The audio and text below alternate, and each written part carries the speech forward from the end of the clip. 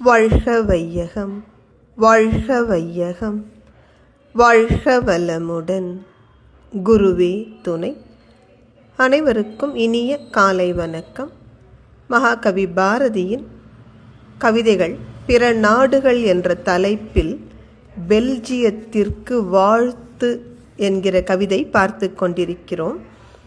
இன்றைய கவிதை பகுதி: துணிவினால் வீழ்ந்து விட்டாய், தொகையிலா படைகளோடும் பிணி வளர் செருக்கினோடும் பெரும் பகை எதிர்த்த போது பணிவது கருத மாட்டாய், பதுங்குதல் பயன் என்றெண்ணாய், தணிவதை நினைக்க மாட்டாய், நில் எனத் தடுத்தல் செய்தாய். இந்த கவிதையில் பாரதி சொல்கிறார் பாருங்க, பெல்ஜிய தேசம் வீழ்ந்தது என்னவோ உண்மைதான், ஆனால் எதனால் வீழ்ந்தாய்? பகைவன் ஆணவத்தோடு உன் மீது படையெடுத்து வந்த பொழுது அதை எதிர்ப்பது உன் கடமை. அந்த துணிச்சலோடு நீ எதிர்த்து வீழ்ந்திருக்கிறாய். இந்த வரலாற்றின் பக்கங்களில் உன்னுடைய வீழ்ச்சி பதிவு செய்வதை விட உன் துணிச்சல் அதிகமாக பதிவு செய்யப்படும். ஏன்னா பகையரசன் எப்படி வரா? அவனுடைய படை அளவிலடங்காத படை, அப்படி ஒரு எண்ணிலடங்கா சேனைகளோடும்.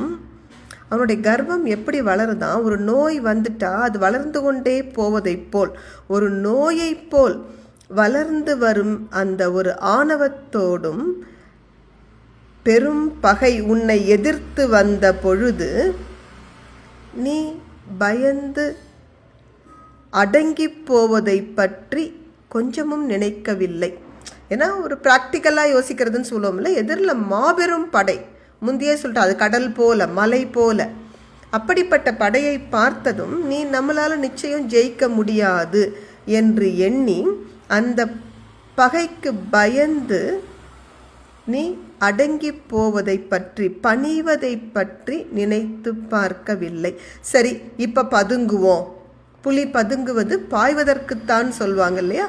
இப்போ நம்ம நிலைமை சரியில்லை, எனவே நாம் இப்போ கொஞ்சம் பயந்து ஒளிந்து கொள்ளலாம், நல்ல படை திரட்டி விட்டு அதன் பிறகு எதிர்த்து நிற்கலாம் என்று பதுங்குவதை பற்றியும் நீ சிந்திக்கவில்லை.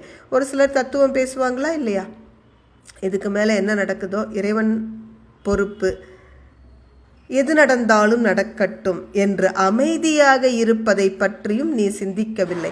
அதற்கு மாறாக உன் முன்பு இருக்கும் கடமை என்ன? எதிரி நாட்டை எதிர்த்து நிற்பது.